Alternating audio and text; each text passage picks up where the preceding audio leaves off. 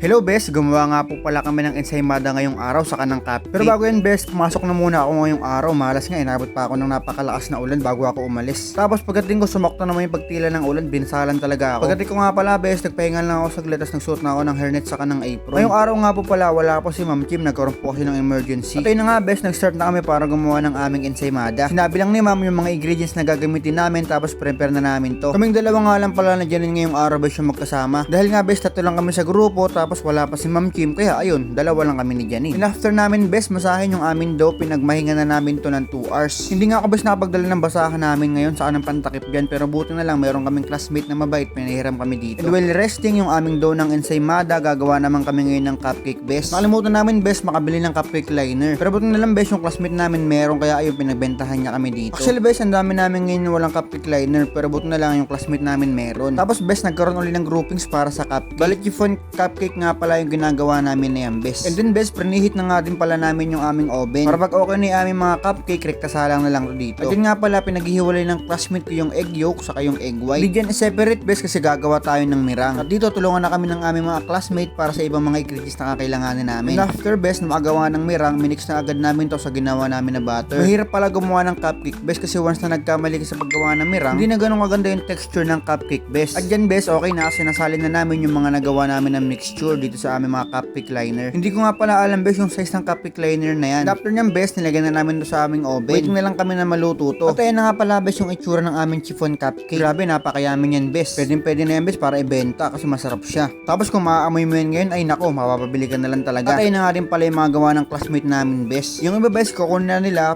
pero yung iba, isasalang pa lang din. Kasi hindi naman kami sabay-sabay natapos, kaya ganyan. At syempre bes, tinikman ko na muna yung gawa namin na chiffon cupcake. Syempre hindi pwedeng mawala yung mga taste test na ganyan. Kasi diba, paano mo malalaman na masarap kung hindi mo titikman. At yun nga pala bes, gumagawa na kami ng ensaymada. Wala dyan bes, nilalagyan namin ng ginawa namin na gatas sa kanang itlog, yung pinakatap ng ensaymada namin. Hindi ko na bes na ipakita kung paano gawin yung ganyang style. Pero ang gagawin mo dyan bes, papahabain mo siya. Tapos papaikutin mo ng ganyan para maghugos sa ensaymada na siya. After bes, malagyan yung pinakatap ng ensaymada namin, isasalang na namin to dito. Hinahango na nga bes ng mga classmate namin yung gawa nilang ensaymada kasi una silang natapos namin bes. At ayun na nga din pala bes yung gawa namin ng ensaymada ngayon, sinasalang na din namin. Tapos intay-intay na lang din hanggang sa maluto to. At maluto na nga siya bes, ganyan na itsura niya. Yan na siya bes, di ba? Para naman siyang ensaymada. Tapos bes, lalagyan naman namin ng butter yung pinakatap niya, tapos babudburo na namin ito ng asukal. At ayun na nga bes, yung gawa namin ng ensaymada ngayong araw. At syempre bes, hindi mawawala yung pagtikim natin dyan. Syempre kada luto kailangan natin tikman para malaman natin kung masarap ba o hindi. Solid na solid bes yung gawa namin ng ensaymada dyan bes. Hindi man namin nakuha bes yung itsura ng ensaymada, pero yung lasa niya naman talaga bes, panalong panalo. Sarap na sarap nga pala ako niyan bes habang kinakain ko yung gawa naming ensaymada. At ayun na nga pala bes, lahat ng aming mga gawa. Ayan yung mga gawa ng classmate namin, tapos ayan din yung mga gawa namin bes. At syempre bes, ngayong araw may uwi na naman tayo. Ganyang kabait yung aming trainer bes. At ngayon bes, natuto ka na, busog ka pa. Ayun lang bes, maraming salamat sa panonood. At ayun nga pala yung aso namin na si Bake bes, galit na galit siya kay Bebe.